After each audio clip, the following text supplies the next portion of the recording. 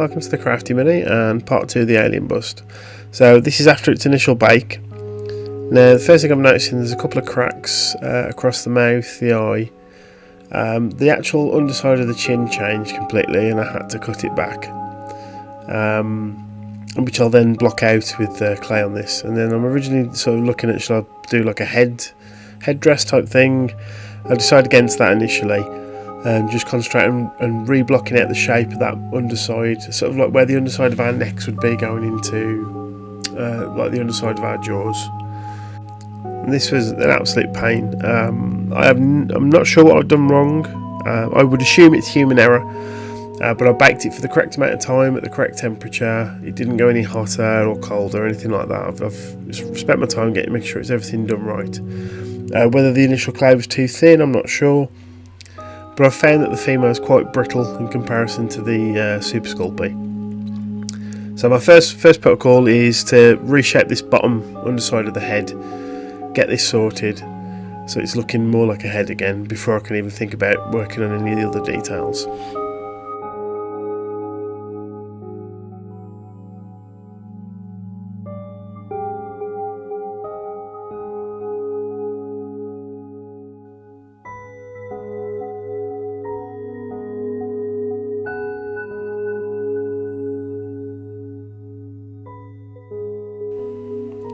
Right, so after that sort of repair work's done, apart from the main crack across the middle of the mouth area there, I go in and the first thing I decide is it looks too much like a grey alien. So those two massive bumps where the eyes were originally going to be, I'll drop the eyes to underneath those, so they'll become the brows and sort of the muscles that would be on the forehead, and then we'll reshape them.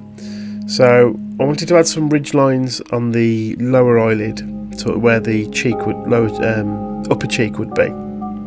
Mark those out and smooth them down, and then just start reshaping this upper brow, which would be above the eye socket on us, adding a bump so it sort of matches that middle nasal bone that's right between the two brows, and just try to give it a bit more character to the actual sculpture, because I think looking back at the original sketch, it's a bit too smooth. There's not a lot of detail, so going in now with the shapers and just starting to add all this extra bits.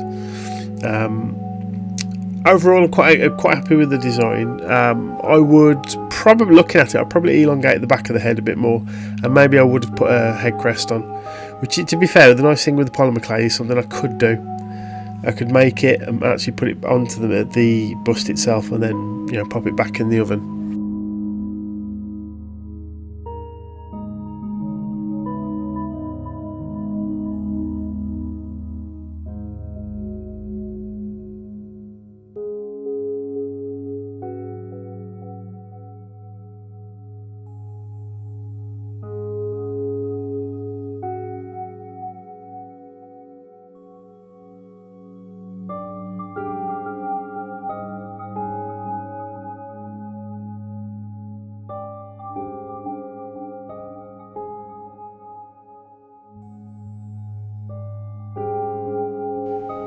So going in again with the ball stylus to add more detail, trying to get those what are now the upper brows to be more pronounced and blend it into the back and sides of the head a bit more. The eye sockets, I've just blocked them out at the moment because I found that my eye kept drawing to where the original eyes were, and then I couldn't concentrate on what I was actually doing. I don't know if this is a thing that happens to other people, I'm not sure. So I decided to block the small eye sockets out just so I know that's where the eyes are going to be. And this is the head for when I'm actually working on it, and going in, just smoothing it into that layer of the initial bake and getting everything sort of blocked out in terms of shapes and things. You can see there as I move the sculpture around, so the underside of the eyelids, there's these sort of channels, for want of a better word, that are going down into the elongated mouth, and I much prefer the sides of where the lower jaw would be on us, how that's come out on this sculpture as well.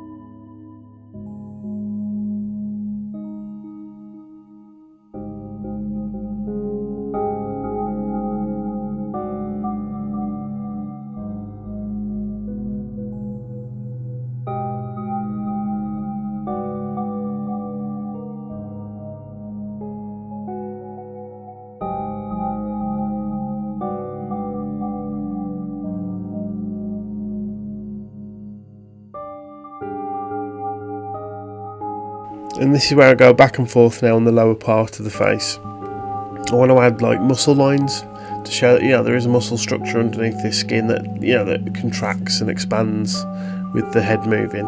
So I'm just going in now and adding these sort of details. Same again from the actual front of the face. There's parts where I add a bit more muscle structure just to give it a bit more definition, and also when you come to paint it, you've got more details to paint, so it won't look as flat, and you can add a lot more character to it. So again, this side of that jaw, I'm still not happy with it, and I'll go in and this blob of clay that I'm now shaping, push that down to shape it out more. I like the fact it's not curling at the bottom where the chin would be, like it was originally, but I'm just trying to make sure that everything it's like a smooth transition from the tip of the chin up to the bottom of if you imagine where our jawline would be, and then going back in and reshaping those sort of trench marks from the lower lids down the face, just so it gives the face a bit of length, and you'll see on the finished product as I'm looking at it now, it looks a bit more old and sort of wrinkly and a lot more character to it, which I like. Little holes and any bumps I'll start adding in and repairing. So you can see here the sides don't match up, whereof the Fimo, there's something wrong when it was baked. So I'm covering all this up now and just blending this in just so it matches each side.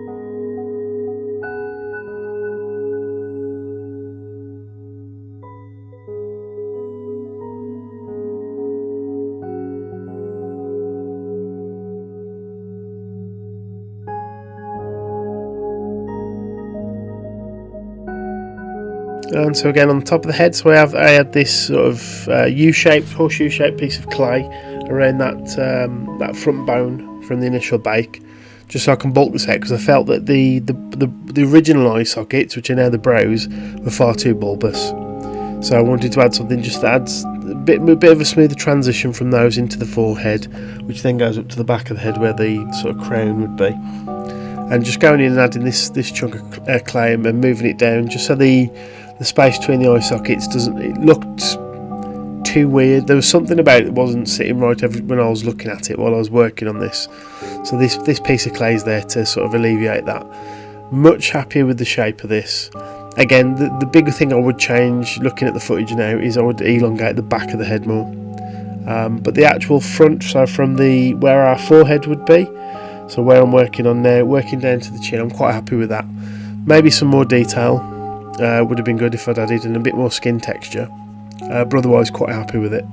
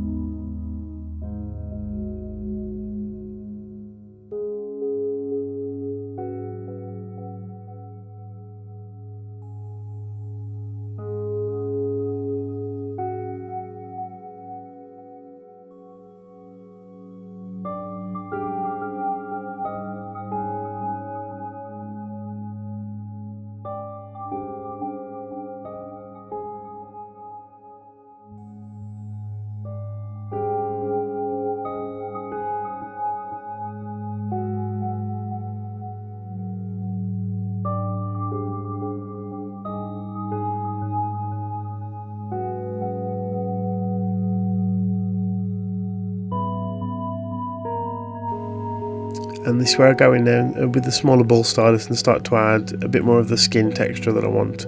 So I cut in sort of grooves quite aggressively, and then I just soften them with the larger ball stylus and just make sure all the channels between the brows, on the side of the eyes and around this sort of head bone, they're smooth and it doesn't lose any of that detail that I've put on the initial bake. This is where the Fimo is nice to actually work with, to be honest, compared to the Super Sculpey. But it is. I don't know if there's an issue, like I've said before, with the packet that I've got. It was a faulty batch, but there's something not right, or there's something I'm doing wrong, which is what I'm leaning more towards, because it is an absolute pain to get right. But again, just around the eye sockets, adding extra detail, going in with the smaller one just to make sure the grooves are nice and refined, and then smooth them out with the larger ball stylus. But I just want to make sure that the shapes around these brows are as detailed as I can get them. The eye sockets do look a bit weird as it's here now, but once it's base coated and what I've got planned for the eyes happens, it'll look nicer. But again, just trying to get it a bit more symmetrical. Nothing should be like perfectly symmetrical, but I want each side of the face to be a lot closer than it currently is.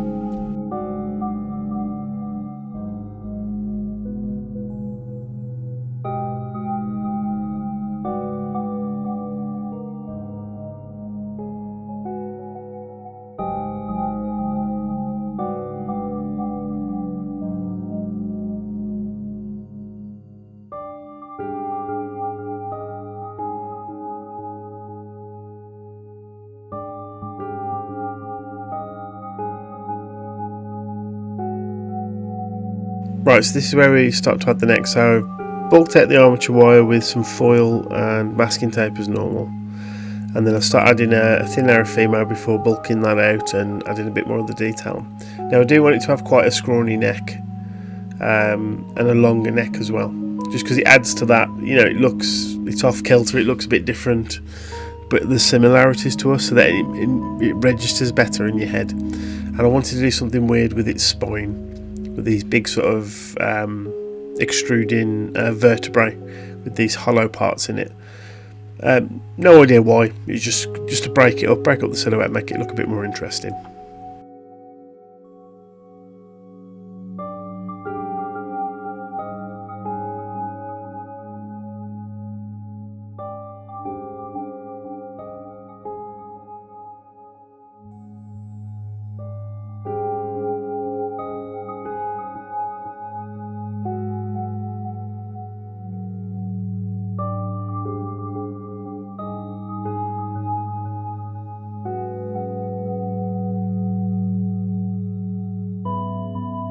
And again, same process as before, bulking out the sort of main shapes before I go in and start blending everything together.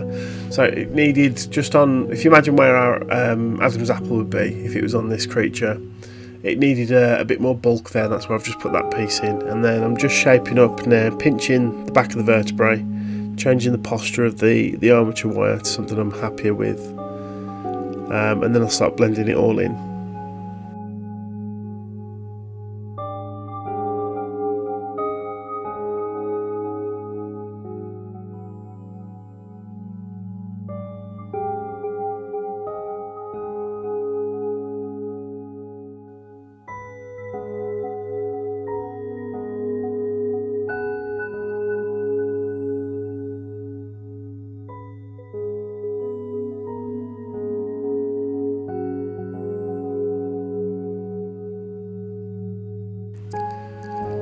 So when I come to do a project like this in the future, this is a part of it that I think adds so much more to the character, is by doing just that neck and shoulders, it makes it come to life. It's not a floating head, and you can imagine what you can begin to imagine what the body's like on this creature. So then this was part of the sculpture that I really enjoyed doing. So now that I've blocked out all the main shapes, I'm going in with the ball styluses, same again, the smaller one, just cutting out any grooves and details, and then using the bigger one to soften everything up. It's got this pronounced backbone which I wanted, which I'll start adding a few more shapes in, and I'm just scratching in there just so everything's matching, because I want this to look a bit more like it's an older and wiser creature. And also, you know, obviously this is something from my imagination that is clearly not real and doesn't live on this planet, but it makes it have a bit more believability by giving it things like these, you know, these skin textures and these wrinkles, and it makes it look a bit more real. Right, so, and there he is. It's not a bad not a bad go if I do, if I do say so myself. Obviously, a lot of things I can improve and do a hell of a lot better, stuff like that. But I'm really happy with it. It's got a strangeness about it. It's got a lot of texture and detail. It could do with some more, and that's something I'll be looking at for future projects as well. Because I've since editing this video, I've seen that you can actually use the bacon bond, which is like a liquid glue clay for bonding certain pieces together in your sculpts. You can actually use that to do like veins and things when you smooth it out. So it goes on like a thick PVA glue, and then you can actually manipulate it to make these sort of veins and things. So that's something I'd like to try in a future project as well. But overall, I'm happy with it. You see here, just get it base coated in a grey, and then it's ready for painting for the next video. But thank you very much for watching. Any tips or tricks, anything, other channels or things yourselves that you've done that I can learn from, let me know in the comments below, and we'll see you on the next video. Cheers, bye bye.